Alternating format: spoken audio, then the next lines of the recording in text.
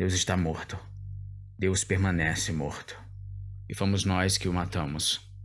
Como poderemos ser consolados? Nós, os assassinos entre os assassinos. Este é a Visão Libertária, sua fonte de informações descentralizadas e distribuídas. Este artigo foi sugerido e escrito por Luluxo Convertido, revisado por Liberty Nacho, narrado por J. Fernandes e produzido por Peter Turguniev. É preciso deixar claro de início que esse artigo não tem por objetivo colocar Nietzsche como um libertário, muito menos fazer críticas a qualquer religião ou espiritualidade. A menção de suas ideias é unicamente um ponto de partida pelo qual será possível desenvolver uma visão libertária temática dos últimos 150 anos da nossa história.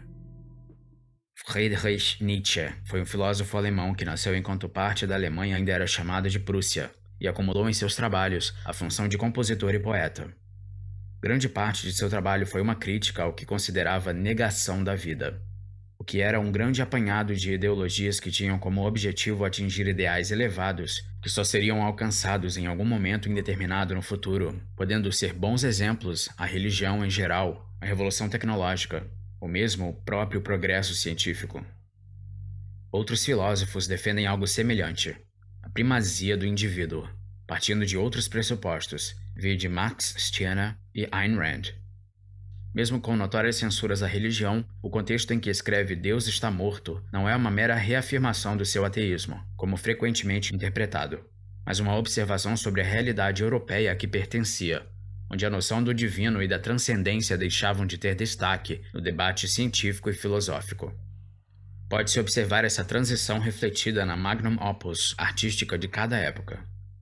Na Idade Média e no período renascentista, as grandes obras tinham em sua maioria caráter religioso, sendo o teto da Capela Sistina e a escultura de Davi, ambas obras de Michelangelo, seus maiores expoentes. Do meio do século XVIII em diante, muda-se drasticamente o objetivo e a motivação por trás da arte, com o impressionismo e a sátira pouco a pouco tomando o lugar da contemplação. Alguns dos destaques desta época foram as obras A Noite Estrelada de Van Gogh e ainda, recentemente, Guernica, de Pablo Picasso. O próprio Nietzsche fala com preocupação sobre como essa mudança impactará a sociedade nos anos vindouros. Na sequência do texto, onde seu personagem reflete sobre as consequências da morte de Deus, ele afirma: "Não caímos continuamente, para trás, para os lados, para frente, em todas as direções. Não vagamos como que através de um nada infinito. Não anoitece eternamente." Para o filósofo, a crescente falta de interesse metafísico faria o homem ou alcançar a independência, sendo capaz de formular suas próprias metas e propósitos, ou o faria se afundar cada vez mais numa fluidez e pobreza de valores. Nesse pouco mais de um século, desde a publicação de seus escritos, qual será o caminho que a humanidade tem tomado? A falta de interesse pelo transcendente é um fato, para o bem ou para o mal, mas ao contrário do idealismo de Nietzsche, onde o super-homem criaria e viveria conforme seus valores, a humanidade tem preenchido esse vazio filosófico com ideologias cada vez mais coletivistas e autoritárias. Ideologias que muitas vezes não foram adquiridas através do processo de reflexão, mas sim empurradas garganta abaixo, seja pela doutrinação, seja pelo medo da humilhação pública através do ostracismo e do boicote. O século XX foi a caricatura desse novo mundo, onde a ideia de nação, de raça e de classe dominaram o imaginário das sociedades, com consequências desastrosas. A Primeira Guerra Mundial é resultado do revanchismo e disputas territoriais entre governos nacionalistas. A Segunda traz consigo muito da Primeira, com a adição do racismo institucionalizado, entre outras características. A Guerra Fria e seus desdobramentos, que se estenderam por todo o globo, de Cuba até a Coreia, foi a disputa entre duas visões inconciliáveis de mundo.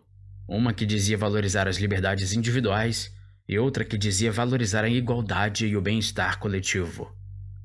A mudança para o presente século não modificou essa estrutura.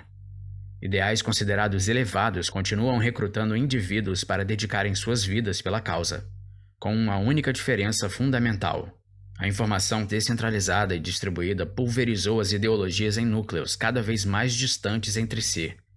Se na Segunda Grande Guerra ou na Guerra Fria podemos ver dois polos bem definidos, A modernidade deu à luz as mais mirabolantes e inusitadas ideias. Veganismo radical, comunismo democrático, ambientalismo, islamismo místico e mais dezenas de milhares de ismos competem pela fidelidade dos seres humanos e exigem que cada um viva conforme um código único e muito particular de regras. Mesmo entre grupos considerados do mesmo espectro, existem diferenças substanciais irreparáveis.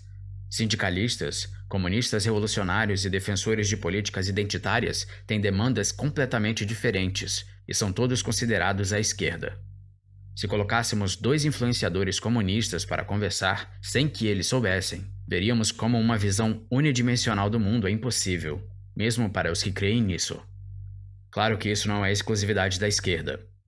Entre libertários existem os mais influenciados por Hopper, por Rand ou por Mises.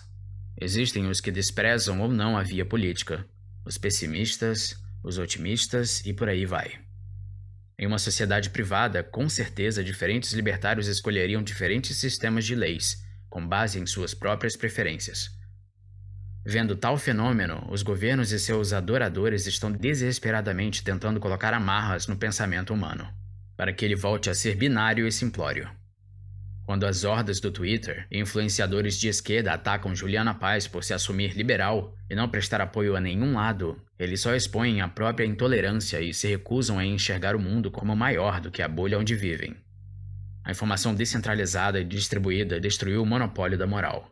Todos têm acesso a toda a informação disponível e têm o direito, como seres racionais, e às vezes nem tanto, de seguirem suas próprias convicções, ainda que essas convicções sejam contrárias às minhas, às suas ou aquelas do mainstream.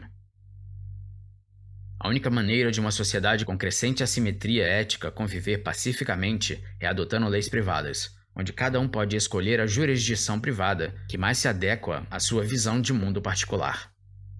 Enquanto as pessoas, especialmente a esquerda mundial, não aceitarem que há mais coisas entre o céu e a terra do que se pode imaginar sua vã filosofia, não haverá resolução de conflitos.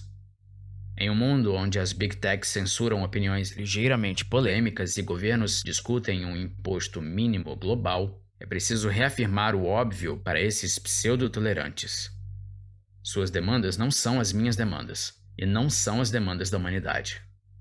Quando alguém afirmar, isso é para o bem da humanidade, interprete como, isso é como eu queria que fosse o mundo. Max Stirner afirma, na obra O Único e Sua Propriedade, abre aspas, o divino é assunto de Deus, o humano, do homem. O que me diz respeito não é nem o divino nem o humano, nem a verdade, o bem, a justiça, a liberdade, etc. Mas somente o que é meu. E isso não é genérico, mas único, assim como eu sou único. Talvez toda essa divagação tenha deixado você um pouco confuso, mas vamos fazer uma síntese. Nietzsche observou que Deus estava perdendo espaço na mente de seus conterrâneos europeus. Desde então, a humanidade vem tentando substituir esse vácuo filosófico com algo que dê sentido à existência, com delírios socialistas e armamentistas, a última no sentido ruim da palavra, que preconiza que a guerra é o caminho, e não o diálogo. A internet possibilitou que não só algumas, mas milhares de diferentes e incompatíveis ideias pipocassem na mente da humanidade.